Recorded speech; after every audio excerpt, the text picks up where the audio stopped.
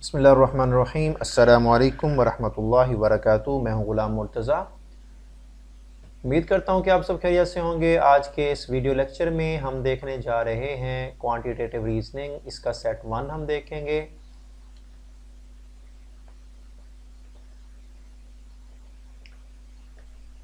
जी, set 1 में हमारे पास first question है। इसमें हम जो चीज़ें देखेंगे ना, तो उसमें ये इस तरह क्वेश्चन होंगे। नंबर्स एंड ऑपरेशन में natural, whole, rational, irrational number, BODMAS rule है, HCF, LCM है, फैक्टर्स मल्टीपल, इस तरह की सारी चीज़ें होंगी। परसेंटेज एप्लीकेशंस हैं, रेशियोज, प्रोपोर्शंस है, एवरेज है, टाइम बेस्ड प्रॉब्लम होगा, अलजेब्रा, ज्योमेट्री वगैरह वगैरह, ये सारी चीज़ें इसमें होंगी क्वांटिटेटिव रीजनिंग में। ठीक है, इसको कहते हैं मिकदारी या अददी तज्जिया।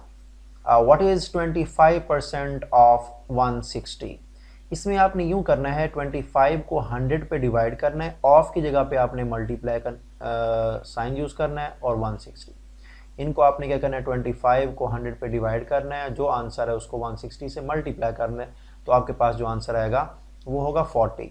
तो इसका मैं आपको सोल्यूशन भी दिखाता हूँ। इसका आंसर क्या आएगा, 40। कैसे आता है इसका 40, ये देखें। यहाँ पर 25% ऑफ 160 है, 25 को 100 पे डिवाइड किया, ऑफ की जगह पे मल्टीप्लाई का साइन यूज़ किया, और यहाँ पर क्या 160, इसको हमने जब सिंप्लीफाई किया तो हमारे पास क्या आएगा, आंसर 40 आएगा। इसके बाद आते हैं क्वेश्चन नंबर 2 की तरफ। If 5x is equal to 40 then x is equal to question mark. तो ये बहुत इजी है। 5 और x आपस में मल्टीप्लाई हो रहे हैं और 40 इसके इक्वल है, तो 5 और x मल्टीप्लाई है, तो 5 इधर आके 40 के साथ डिवाइड हो जाएगा। 40 को डिवाइड करेंगे 5 पे तो आएगा 8। ये बहुत इजी है, इसका सोल्यूशन आपको दिखाने की ज़रूरत नहीं है। इसके बाद हमारे पास है what is the square root of 144। यानी 144 का जज़र क्या होता है, स्क्वायर रूट होता है 12, क्योंकि 12 को जब 12 से मल्टीप्लाई करते हैं 144 होता है। 144 को जब आप उसका स्क्वायर रूट लेंगे तो क्या आएगा, 12 आएगा। तो इसका बी करेक्ट ऑप्शन है। इसके बाद है जी, find the value of 5 + 3 multiply by 2। तो इसमें आपने क्या करना है, पहले आपने इन दोनों को मल्टीप्लाई करना है। इसमें बोडमास रूल यूज हो रहा है। ठीक है, यहाँ क्योंकि ब्रैकेट नहीं है तो पहले डिवीजन होती है, फिर मल्टीप्लिकेशन, फिर एडिशन, फिर होती है सब्ट्रैक्शन। तो 3 और 2 को मल्टीप्लाई करेंगे, क्या आएगा 6, 6 में फिर 5 को ऐड कर दें 11। तो ऑप्शन ए जो है इसका करेक्ट ऑप्शन आएगा। हाँ जी, ये क्वेश्चन है, थोड़ा ट्रिकी है। A shopkeeper sells a shirt for ₹480। यानी ये सेलिंग प्राइस है, 480 उसकी सेलिंग प्राइस है, कीमत फरोख्त है। एट 20% प्रॉफिट, उसने प्रॉफिट कितना लिया, 20%। What is the cost price, हमने इसकी कीमत खरीद निकालनी है। इसका तो आसान सा फार्मूला है, cost price is equal to, ये वाला क्वेश्चन है मेरे पास, ये वाला, तो इसको मैं हाईलाइट कर देता हूँ। इसको आप देख सकते हैं, cost price is equal to selling price. अब इसको डिवाइड करना है, ब्रैकेट में हम डालेंगे 1 + प्रॉफिट परसेंटेज, यानी प्रॉफिट की जो परसेंटेज होगी उसको सिंप्लीफाई करना है, ये आएगा 0.2। तो 0.2 में हमने 1 को ऐड कर देना है, 480 को फिर हमने 1.2 पे डिवाइड करना है, तो ये हमारे पास आंसर क्या आएगा, 400। तो कॉस्ट प्राइस निकालने के लिए हम क्या करेंगे कि जो परसेंटेज है प्रॉफिट की उसमें हमने 1 ऐड करना। अगर यहाँ होता लॉस तो फिर हम यहाँ करते -1 में से इसको माइनस कर देते। ठीक है, अब एक और क्वेश्चन बनता है, अगर वो पूछता कि कॉस्ट प्राइस इसकी ये है, 20% प्रॉफिट पे वो बेचता है, और उसकी सेलिंग प्राइस बताएं, तो सेलिंग प्राइस और ये जो प्रॉफिट परसेंटेज वगैरह ये आपस में डिवाइड हो रहे हैं, ये इधर आके हो जाएगा मल्टीप्लाई। जब आप कॉस्ट प्राइस निकालेंगे तो फिर आप डिवाइड करेंगे सेलिंग प्राइस पे परसेंटेज +1 को, और अगर आप सेलिंग प्राइस निकालना चाहते हैं तो फिर आपने क्या करना है, मल्टीप्लाई करना है। तो ये आपने फार्मूला याद रखना है, बहुत इजी फार्मूला है। तो इसका आंसर क्या आएगा, 400। तो 400 इसका क्या होगा, राइट आंसर। इसके बाद है, if a car travels 180 kilometre in 3 hours, what is its speed. Speed का फार्मूला होता है डिस्टेंस ओवर टाइम। तो डिस्टेंस इसका 180 है और टाइम उसका है 3 आवर्स। तो 180 को 3 पे डिवाइड करेंगे तो आएगा 60। तो 60 किलोमीटर पर आवर, ये देखें डिस्टेंस ओवर टाइम, तो 60 किलोमीटर पर आवर, ये इसका क्या आएगा, आंसर आएगा मेरे पास। देखें ये बहुत इजी क्वेश्चन है। 3 का स्क्वायर + 4 का स्क्वायर, 3 का स्क्वायर होता है 9 और 4 का स्क्वायर होता है 16। 16 + 9 क्या आता है, 25। तो बी इसका राइट ऑप्शन होगा। इसके बाद हम आते हैं क्वेश्चन नंबर 8 की तरफ। A number is divisible by 6, it must be divisible by। एक नंबर है जो 6 पे डिवाइड होता है, तो उसने किस किस पे डिवाइड होना है। ठीक है, अब आपने क्या करना है, 6 के ना फैक्टर बना लें। तो जो फैक्टर बनेंगे तो वो नंबर फिर इसके अलावा भी और नंबर पर डिवाइड हो सकता है, क्योंकि इसके कॉमन फैक्टर ये बनेंगे ना 2 और 3, तो 2 और 3 पर भी ये डिवाइड हो सकता है। ये देखिए हमारे पास number is divisible by 6, it must be divisible by 6 is equal to 2 multiply by 3, divisible by 2 and 3। ठीक हो गया, तो इसका आंसर ए जो है हमारे पास करेक्ट ऑप्शन आएगा। इसके बाद है व्हाट इज 15% ऑफ 200। बिल्कुल सेम यही क्वेश्चन है। व्हाट इज 25% ऑफ 160, तो 15% ऑफ 100, 15 बटे में 100 मल्टीप्लाई बाय 200। तो इसको आप सिंप्लीफाई करेंगे तो क्या बनेगा, 2 आएगा, 2 को 15 से मल्टीप्लाई करेंगे तो क्या आएगा, 30 आएगा। इसका मैं आपको सोल्यूशन भी दिखा देता हूं, देखें 15/100 multiply by 200 is equal to 30।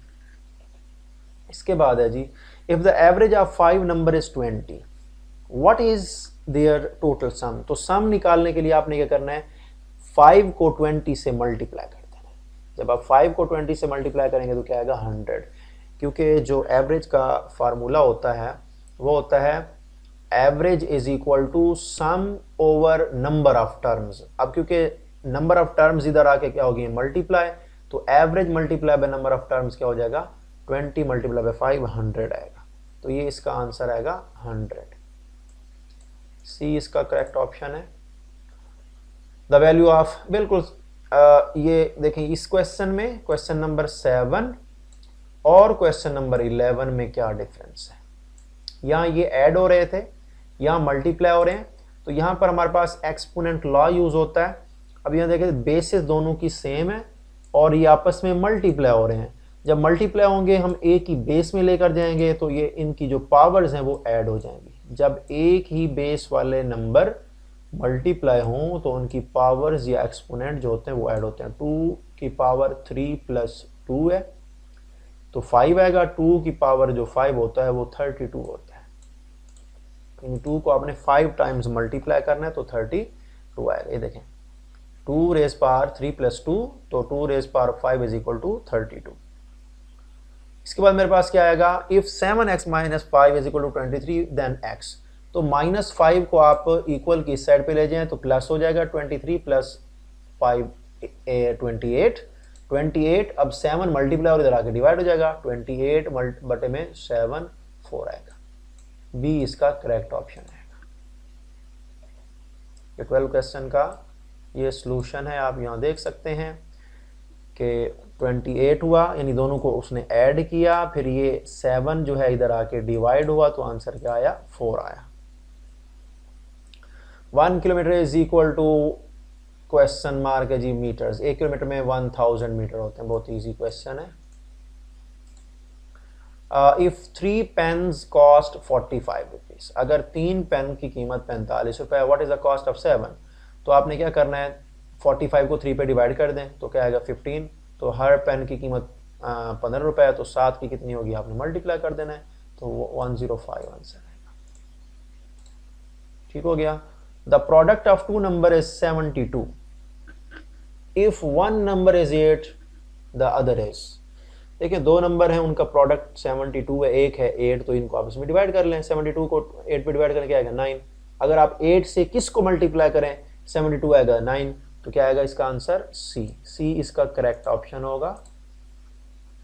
0.5 plus 0.25। अब इसमें देखें 0.5 के बाद 0, ये 100th प्लेस पर 0 है, लिखा हुआ नहीं है, तो 0 प्लस 5 क्या आएगा 5, और 5 प्लस 2 आएगा 7, तो 0.75 इसका करेक्ट ऑप्शन होगा बी। इन दोनों को ऐड ही करना है। 5% ऑफ 500 बिल्कुल सेम वैसे ही है, 5 बटे में 100 मल्टीप्लाई बाय 500। 2 0 से 2 0 काट दें, बाकी बचेगा 5, 5 को 5 से मल्टीप्लाई कर दें, क्या आएगा 25। बहुत इजी क्वेश्चन है। 1/4 ऑफ 80, तो 1/4 मल्टीप्लाई बाई 80 कर दें तो क्या आएगा 20, क्या आएगा 20। इसके बाद है if 2x is equal to 18, simple है, 2 इधर आके डिवाइड होगा तो क्या बनेगा 9। Option A is a right answer.